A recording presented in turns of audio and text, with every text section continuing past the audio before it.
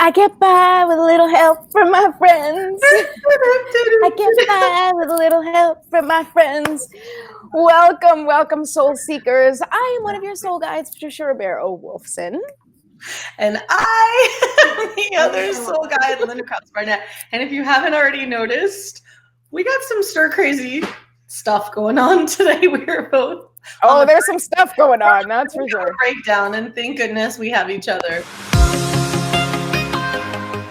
This looks good. It looks good. I like it. Okay.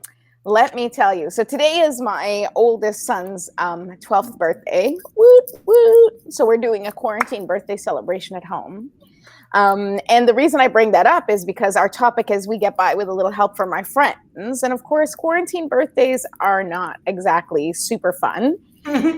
Although I will say that I've noticed people talking about how these have become very memorable because of all the extra stuff that people have done to try and make it up to the person celebrating a birthday. And the efforts that have been made. Exactly. So one of the examples was this morning. So we got Alexander a birthday sign out in front of the house, and we got him some balloons, but then we went outside and there's like chalked on the street in front of our house that says, "Happy birthday, Alexander." And we were like, who did it? But I knew it was only one of two people. And I was right the first time. My friend Deb, she did it to try and just make it Add a little bit extra touch, yeah. And it was so sweet. And I really felt so touched. And Alexander felt so touched. It is so awesome, Trish. And we, we spoke to everybody to send in videos, and everybody did, and it actually, hi, my husband's going off to work today, just waving. And I think that the way people have stepped up during this time, not just for birthdays, but certainly for us, especially when we were in quarantine and Scott was sick, I really don't think I could have gotten through this without my friends who supported me, and also obviously you, Linda, and a couple other friends who I speak to on a regular basis to keep me sane, because it's very real. There's very real stresses and there's very real pressure that we are dealing with. And if you don't have anybody that you can talk to or that understands what you're going through or can make you feel seen or heard, this is tragic. Like it can feel so isolating and overwhelming, and just like, I'll tell you, from a person who usually has her friends physically close by. I mean, you're far from me, but even you and I talked about this the other day. This is even us living in separate states. We've seen each other twice already by now. Yes. We've already been in physical contact at least twice in this time, because we don't ever go this long. And then just with the friends I have here in town, like we're physical, they're always over every weekend. The house is full. And that has been a distinct void. I have felt that really heavy and hard. And the thing is, we've had a few occasions where they've come and hung out in the driveway, but it's not the same, especially when you can't hug people. Want to kiss and hug them. But that being said, they're still there for you. You still connect. We still can call each other and go, well, today sucked, or today was great, or my kids driving. Rarely the call is today is great. Usually there's no call if it's great. Or help, my kids are taking over. I have no idea what that's like. My children are perfectly well behaved. I don't know what I'm talking about. But we need each other, and it's nice to have your little tribe of people. It's funny because, we've been, I was going to make up a word, but it's not a word. We've been contemplating moving and what that would look like, just because we either need to dump money into fixing up my 1957 home, or we need to find somewhere where we could get a bigger house for the same or less. But I'll tell you, one of the factors that makes it harder to pull the trigger is friendship. Mm-hmm. And when friends become family, they're a big part of your life. Absolutely. I left one of my homes, and you left France, and I left Toronto, and I've been here for 20 years, and I've made some really solid friendships, and not just that, but also having family close by. Scott and I have talked about if we ever left New York, not that that's in the plans, because I don't think I could leave here, but it would be either New York or Toronto, because I'm in driving distance from all the people that I love. Like, if we had to go somewhere, we had to, and that's a different story. But it's become even more essential for me to be close to my friends and family. With my family, like, they're far, but I have Scott's family who's close. So I feel that we have kind of that sort of support, Yeah. emotional Yeah. support from family, which is important, and also physical support. Like, if we need them, like, they're close by, and that's super important. Tell me about it. With my husband traveling all the time, that was one of the things. It's like, I have my people, and they're there for me anytime, any place, all the time, all the places.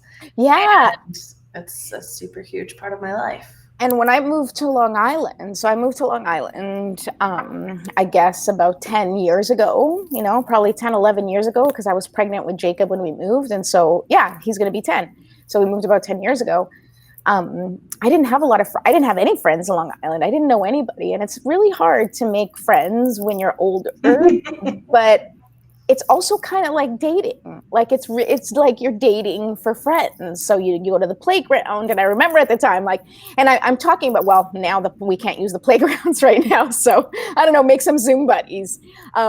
But your people are out there. Like, if you're not feeling supported, or you don't have a community of people that you can count on, or that you feel you can be open and honest with, or that support you, those people are out there. Please do not allow yourself to stay isolated, especially with technology. Like, Linda and I are far, and we can't hug each other, but our support and our conversations and our proximity, it doesn't matter, because it's the like proximity.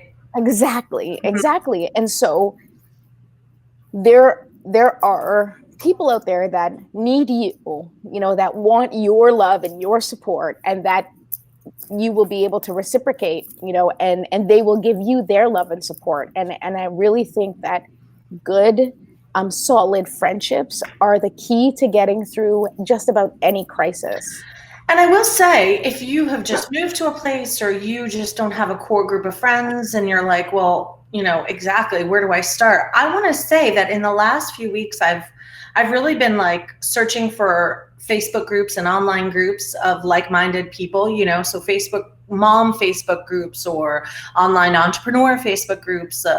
And I'm really so pleasantly surprised by the caliber of people in there, and how connected, they've reached out, they've offered help, they're just, if you don't have a way to be physical right now, I suggest to take advantage of the people who are online, because it's like a club, right? It's like a club, like an after school club, or like a school. Yes. You go online and you search for, what is it that you want to be part of? Do you want to be part of a mom's group with young kids? I mean, you could get real specific. Do you want to be part of a group that works from home? Do you want to be part of a group that is single moms, or, yeah. And you just find that group. And I think that it's really an alternative right now to start these like virtual friendships, and it still allows you to feel connected. And I'll tell you, like, from my own personal experience, aside from when I moved to Long Island, when I started my business, and now we're talking about 5-6 years ago, I think it was about 6 years ago I started my business, and it's an online business primarily. And so I started belonging to all these Facebook groups, and I got to know people. And it's like, it literally is like dating. You go to this bar, and you like the people at the bar, you like the vibe, and you stay, and you meet some people, and you go. Or not, and you go. And I found plenty of entrepreneur groups that were just not in the the same realm as me in terms of like what I wanted to focus on. The field felt a little too competitive. I wanted a warm, fuzzy, welcoming community. And then I found Infinite Receiving, which is how I met you. And so like, here we are, two women in our 40s who completely different states, completely different no upbringings, crossed each other's path, no connection at all. And, we both went to an event that came from this online group, and we were able to meet and become friends. And now, I can't imagine my life without you. Exactly. And I'm sharing that with you. Yeah. Because, as my dog is barking at the... Yeah, because those are the possibilities of kindling, it doesn't have to be a physical. It's just, like you said, it's like online dating. There's a way to spark that connection online. There just really is, and the more I do it, the more I'm really believe it. I would have said that that's not possible. I used to be the naysayer for online dating. Like, I don't understand, I could never do it. Now I'm like, I probably could have done it, because... Well, it's different now too, I think, because it's not just, because I think also within the Facebook, and I know that there's other communities that are not just Facebook. Facebook just happens to be my personal experience. But within that community, with a Facebook group, you can join and you can kind of get a feel for the people, and you can kind of contribute a little bit, and you can sit back and kind of watch things unfold and see whose opinion you like, or someone that you gel with, or someone that has a story that resonates with you, and you reach out to them and say, hey, I really loved your story. Can we connect? And I've made several really good friends who I met online, and now we're friends in person. I mean, most of the people that we have on Soul Seekers TV are people we met online or through communities that were online. Exactly. It's so true.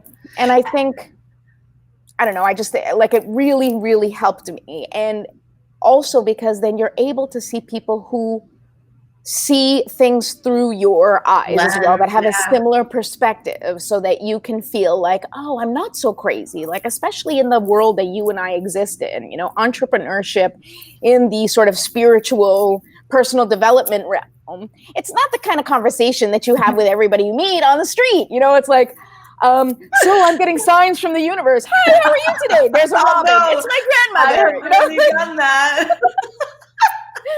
That Robin's my grandmother. That feather is Archangel Michael. And people are looking at you going like, girl, you're crazy.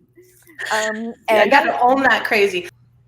Our whole mission is to build a community of soul seekers. So if you are looking for like-minded individuals and you think that what we're doing is cool, and you want to meet other people who think what we're doing is cool, then please connect with us. Join our YouTube channel by subscribing, of course, and then we'll let you know what's going on with the community. And also join us on our Facebook page and follow us on Instagram. So we're on facebook.com/soulseekerstv. On Instagram, we're also Soul Seekers TV. And we're going to start doing things that are specifically made for our community. And as we start building it, we want you to be a part of it. So please join us, because our entire mission is to create a beautiful soul-seeking community whose entire purpose is to put light into the world. Yeah.